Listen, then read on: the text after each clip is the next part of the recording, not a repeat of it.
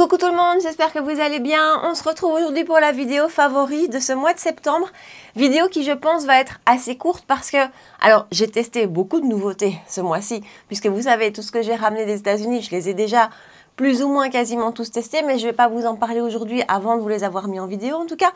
Donc voilà, une vidéo qui sera à mon avis un peu plus courte que d'habitude, mais du coup je vais en profiter pour vous parler d'une chose dont on parle jamais ensemble, on va parler parfum. Alors, niveau parfum, moi, je n'aime pas avoir 50 parfums. En général, j'en ai un par saison, voire deux, sauf quand je suis dans une crise où je cherche un petit peu.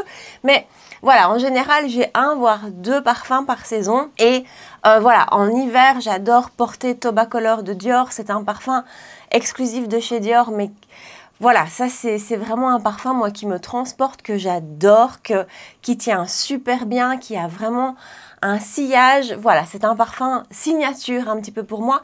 Et c'est ça aussi que je recherche dans les parfums. Et c'est pour ça que je suis assez fidèle et que je vous dis, j'en ai pas 50 par saison. C'est parce que j'aime que cette odeur soit associée à moi et que voilà, c'est mon odeur. Donc voilà, en général, je suis pas une collectionneuse de parfums. Néanmoins, quand j'étais aux États-Unis, j'en ai senti beaucoup.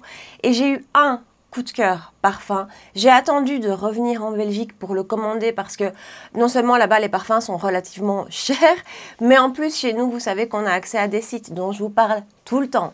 Je vous les redis très vite. My Origins, Tendance Parfum, Calista Parfum et il y en a d'autres. Voilà, sites sur lesquels les parfums sont vraiment beaucoup moins chers. Et en plus, je vais vous parler aujourd'hui d'un parfum qui à la base est très cher, mais c'est un énorme coup de cœur, c'est Métallique de chez Tom Ford.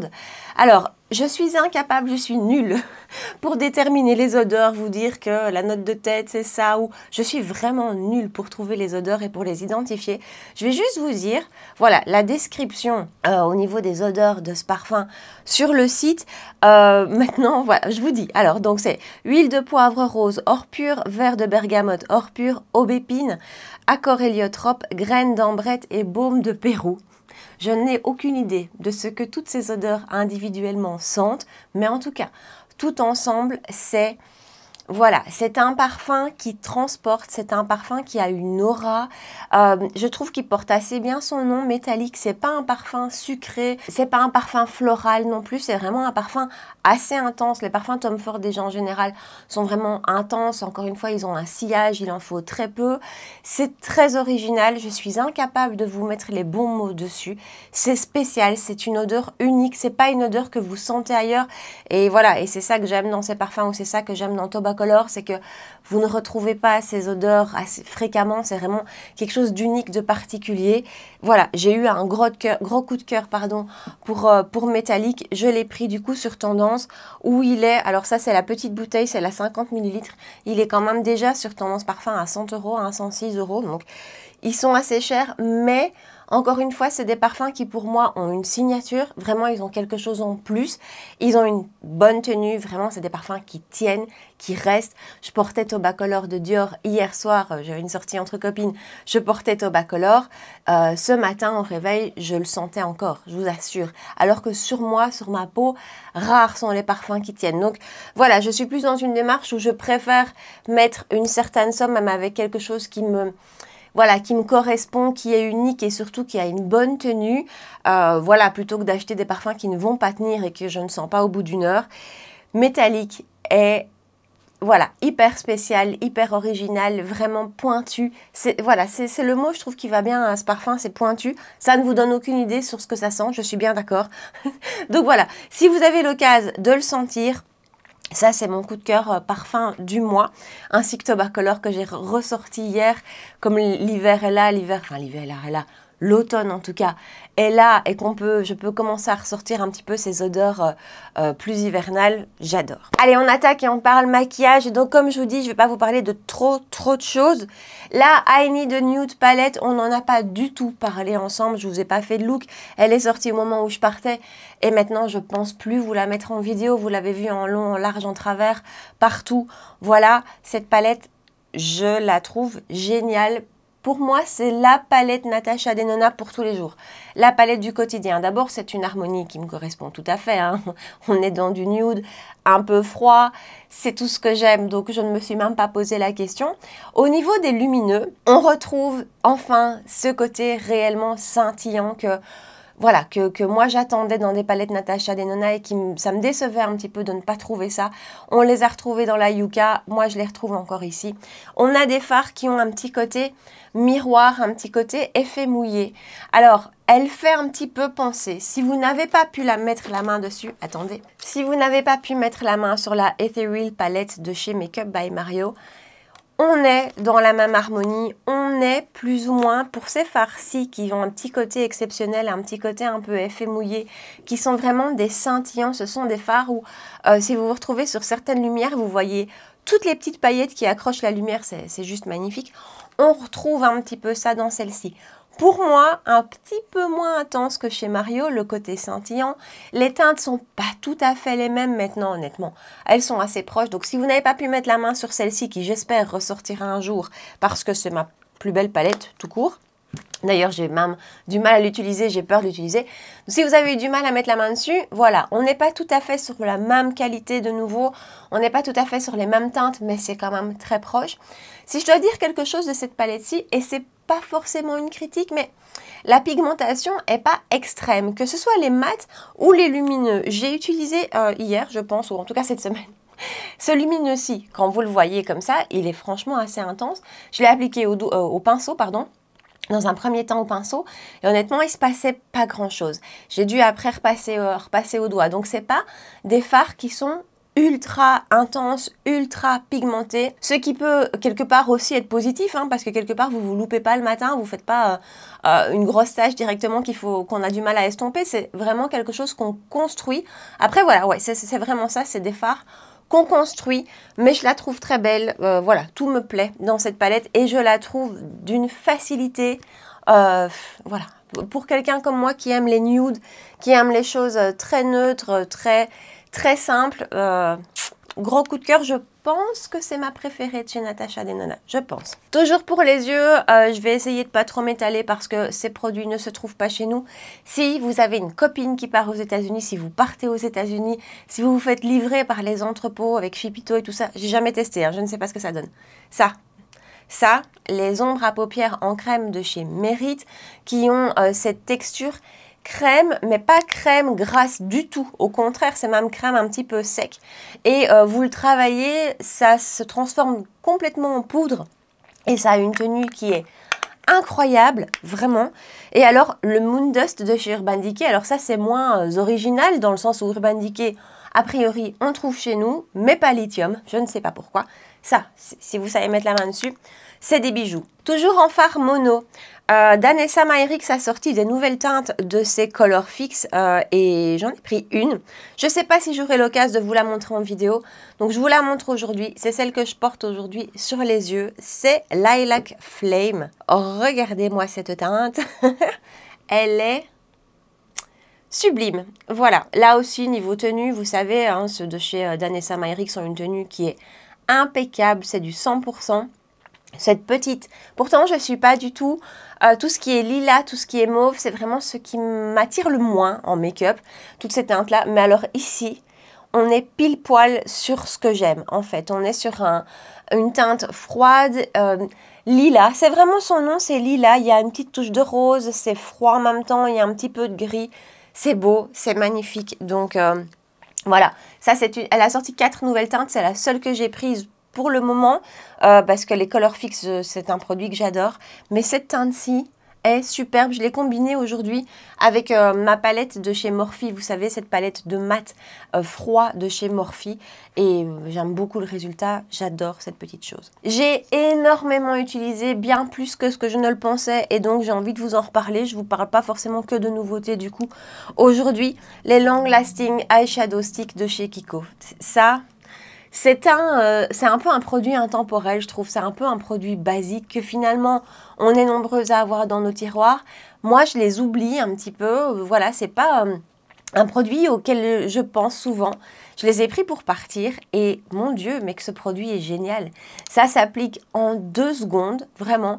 La pigmentation est belle, ça se travaille facilement et ça tient quelque chose de dingue. Voilà, ça ne bouge pas. C'est un super produit. Alors ici, je vous parle de mat parce que je suis un peu dans ma crise mat. J'aime les looks complètement mat, j'aime utiliser des monomats. C'est ce qui me plaît pour le moment le matin. Et 16 et 18, je les ai utilisés, mais tous les jours. Donc voilà, j'avais envie de vous en reparler, de les remettre un peu en avant parce que c'est un produit basique, c'est pas une nouveauté, c'est assez classique. Ça fait peut-être pas rêver comme ça, c'est peut-être pas un produit hyper sexy. Et pourtant, je les adore. Voilà, vous les avez là. 16, le plus froid, et 18, celui à côté. J'ai utilisé ça tous les jours, donc je voulais revenir dessus. L'autre coup de cœur pour les yeux de ce mois-ci, c'est chez KVD Beauty, les Tattoo Liner Pencil. J'avais déjà une teinte que j'aimais beaucoup, qui est la teinte Bronzit, si je me souviens bien, ouais, Bronzit Gold, que j'ai trouvé sur le site de KVD. Je ne sais pas si cette teinte-ci particulièrement est dispo maintenant chez Sephora, il faut que j'aille vérifier. Et j'ai reçu 3 des nouvelles teintes, vous le savez. Ces crayons sont pour moi un bon équilibre, un super bon rapport qualité-prix, dans le sens où vous savez que j'adore les Victoria Beckham, ils font partie de mes crayons pour les yeux favoris. Mais ils ont un fameux coût. Écoute, je pense maintenant autour d'être 35 €, quelque chose comme ça. Ceux-ci sont à 22 €, donc c'est une grosse différence de prix.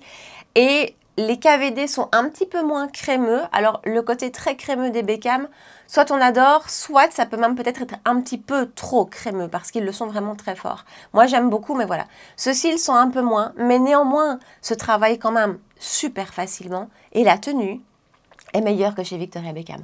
Ça ne bouge pas vraiment pas du tout d'un poil. Je ne dis pas que les Victoria Beckham ou cool ni quoi que ce soit, mais parfois vous voyez qu'ils bougent un tout petit peu en fin de journée. Ceux-ci pas. Voilà, les teintes sont super jolies. Le prix, je trouve, est raisonnable, est abordable. Donc ça, c'est un coup de cœur crayon de ce mois-ci. En plus, je trouve que la gamme de couleurs est super belle et bien étendue. Chouette. On continue avec les yeux. Je vais faire un point mascara. Alors, j'ai 4 mascaras devant moi, mais je voulais revenir un petit peu sur tout. D'abord, sur le Lash Sculpt de chez Anastasia Beverly Hills. De nouveau, un mascara, c'est super personnel. C'est vraiment une question de goût. Et souvent, et vraiment, je peux en adorer un que vous allez détester et vice-versa. Pas forcément parce qu'il coule ou qu'il s'applique mal, juste parce que le rendu, on n'a pas les mêmes attentes, on n'a pas les mêmes goûts. Moi, lui, il fait tout ce que j'attends. Il déploie les cils, il les met vraiment en franges, il les sépare, il les allonge. C'est un mascara très naturel, mais qui quand même se voit. Voilà, je suis super contente de l'avoir retrouvé. C'est pas lui que j'avais pris pour partir en vacances. Et voilà, j'étais super contente de le retrouver. Et tous les matins, quand je l'applique, je me dis waouh, quand même, il est canon. Donc, je voulais vous en reparler rapidement. J'ai d'ailleurs très envie de tester celui de chez Paco Rabanne. Dites-moi dans les commentaires. Je vais passer une petite commande Paco Rabanne, je pense, j'ai envie. Voilà. Donc, si vous avez des retours sur la marque, je vous attends dans les commentaires. Je suis curieuse. J'hésite je vous fais une petite parenthèse, tiens. J'hésite pour les quads et les duos. Je sais pas si je prends ça ou pas. Clairement, je prends des monos, ça c'est une certitude. Mais j'hésite sur les quads, les duos, le mascara et le rouge à lèvres, quasiment sur tout. Donc dites-moi dans les commentaires si vous avez testé. On revient à mes mascaras. Je suis partie avec celui de chez One Size, le Fantasize Mascara. Voilà, alors lui, il fait tout. Il a une tenue qui est incroyable. Il n'est pas waterproof. Et il bouge pas non plus. Vraiment, quand je vous dis qu'il bouge pas, c'est pas du tout. Il n'y a aucun transfert. Enfin, c'est un mascara 100% confiance. Donc là aussi, je voulais revenir dessus. Et de nouveautés, celui de chez KVD, c'est pas un coup de cœur pour moi. Au niveau de son rendu, c'est pas ce que j'aime. Il a tendance à trop rassembler les cils entre eux, à trop faire des paquets. Alors, je le garde quand même sous la main et je le retesterai dans quelques jours, dans quelques semaines, parce que je pense qu'il faut que la texture sèche un petit peu. À mon goût, avec mes attentes, la texture est un petit peu trop humide pour ce que j'aime. Je pense que c'est ça. Donc voilà, par contre, il se démaquille avec une facilité. C'est génial. C'est un tubing mascara et vraiment, à peine vous passez A priori, vous pouvez le démaquiller avec de l'eau. Bon, moi, je me démaquille toujours au démaquillant, avec un baume. Mais à peine vous passez votre main sur vos yeux que c'est parti. Et à côté de ça, il tient super bien. Donc voilà, c'est pas parce qu'il se démaquille super facilement qu'il va pas tenir. Voilà, donc ça c'est un gros point fort. Après, au niveau de son rendu, C'est moins ce que moi j'aime. Et alors je voulais vous reparler de cette petite chose parce que je pense pas que j'aurai l'occasion de vous la mettre en vidéo. Le Lash Dry Shampoo Mascara Refresher de chez MAC. Mascara qui est censé rafraîchir votre mascara en fin de journée. Écoutez, je l'ai encore utilisé hier. Je vous dis, hier j'avais une sortie entre copines. Et donc fin de journée avant de sortir, j'ai rafraîchi mon mascara avec lui. Et ben franchement, c'est pas mal du tout. Ça fait vraiment le job. Ça leur redonne de la courbure, ça leur redonne de l'intensité. C'est beau. Franchement, c'est chouette. Après, comme je vous disais, je suis un peu embêtée au niveau de la tenue, de l'ouverture, pardon, de la tenue dans le temps. Parce qu'une fois qu'on l'a ouvert, un mascara, a priori, on ne devrait pas le garder ouvert trop longtemps. Or, c'est pas quelque chose que je vais utiliser tous les jours. Et je regarde, il y a, si je vois bien, il y a 6,5 ml de produit. Donc, il y en a quand même pas mal. Et voilà, comme je ne vais pas utiliser ça tous les jours, je ne sais pas très bien si c'est pas un peu du gaspillage. Je ne sais pas s'il existe en version mini, je pense pas. Mais donc, à côté de ça, je trouve qu'il fait bien le job. J'ai ressorti, voilà, c'est pas une nouveauté, mais je vous parle aussi des produits que j'ai ressortis, que j'ai un peu redécouvert. J'ai ressorti de mes tiroirs la touche éclat Blur Primer de chez Yves Saint Laurent. Mais que cette base est magnifique. Honnêtement, j'avais oublié à quel point elle était belle. J'avais adoré sa version fuchsia. Je ne sais pas si vous vous souvenez, si vous étiez là au début, vous vous souvenez. Sa version fuchsia, je l'avais adorée, puis elle a été discontinuée. Et il reste celle-ci, qui a des petits éclats dorés à l'intérieur, des petites paillettes à l'intérieur, qu'on voit un petit peu sur le teint quand vous le mettez, mais honnêtement, dès que vous mettez votre fond de teint, ça ne se voit plus du tout. Mais cette base, qu'est-ce qu'elle est belle et qu'est-ce qu'elle est confortable, elle fait une peau, c'est même plus doux qu'une peau de bébé, hein, je pense, franchement. Voilà, on a une peau qui est complètement lissée, qui est super douce. Les fonds de teint par-dessus s'appliquent super bien, tiennent super bien. Ça a été une redécouverte un petit peu ce mois-ci, je l'adore. Toujours en redécouverte, là aussi, j'ai ressorti de mes tiroirs le Skin Illusion Velvet de chez Clarins. Mais lui aussi, qu'est-ce qu'il est beau. Il a franchement une belle couvrance, que je dirais moyenne plus. Il s'applique super bien, la tenue est impeccable. Le rendu en fin de journée est impeccable aussi.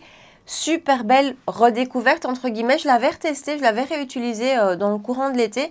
Mais ici, en revenant de vacances, comme j'ai utilisé pendant 10 jours tous les mêmes produits, alors je sais, c'est normal d'utiliser les mêmes produits pendant 10 jours, mais moi, je suis tellement habituée à changer et j'ai tellement de make-up que voilà, je suis rentrée et j'ai eu envie de ressortir d'autres choses, j'ai eu envie d'utiliser d'autres choses et donc c'est lui que j'ai ressorti en fond de teint et je le trouve génial, hyper confortable, super beau rendu, fini mat, ouais, fini mat, mais pas mat plombant, pas mat carton, pas mat dur.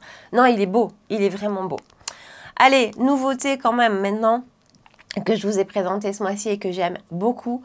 Tower 28 anti-cerne hydratant avec une couvrance que je trouve moyenne, avec une excellente tenue, un très beau rendu, une belle texture qui est pas trop épaisse, qui se travaille bien, il marque pas, il est très beau. On va parler de plusieurs anti-cernes ce mois-ci, dont le Gucci, le Make Up Forever. Là, pour l'instant, je suis vraiment en train de tester le Gucci. C'est bon, hein, je crois que je suis au bout de mes tests.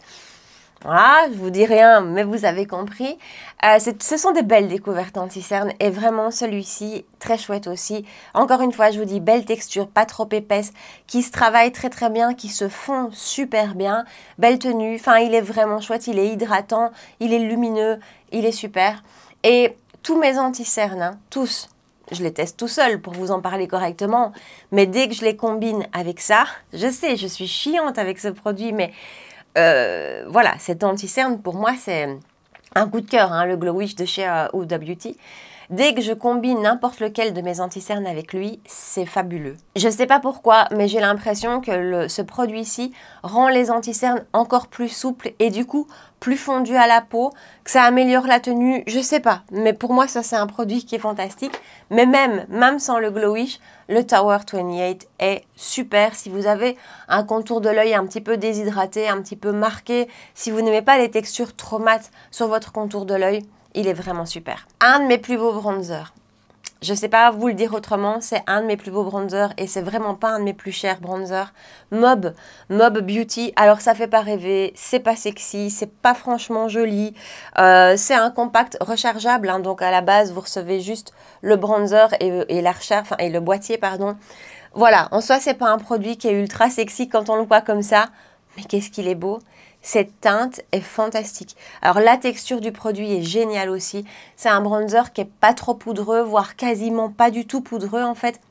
Je dis pas qu'on est dans une texture crème, mais on est dans une de ces textures poudre plus compactes, pas poudreuse, mais pas du tout compacte comme chez Chantecaille par exemple, où c'est difficile à prélever. Pas du tout. C'est bien pigmenté. Et alors la teinte est sublime. C'est un rosé, vraiment. C'est un bronzer qui peut faire carrément blush en même temps, sans aucun doute. Mais la teinte est sublime. Sur ma peau, c'est franchement un de mes plus beaux bronzers. Donc voilà, et en plus le prix est super abordable. Si vous avez l'occasion de tester le M36, c'est la teinte M36.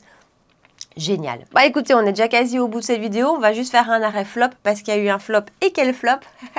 C'est la Easy Bake and Snatch Powder de chez Huda Beauty, poudre compacte qui vient donc de sortir.